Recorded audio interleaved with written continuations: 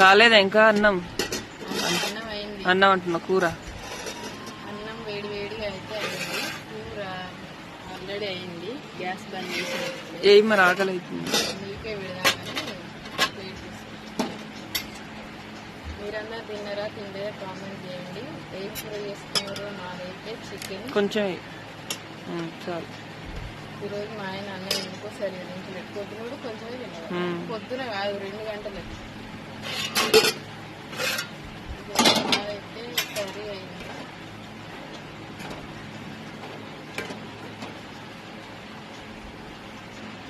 Bye. మరి మేమైతే అన్నం తింటున్నాం.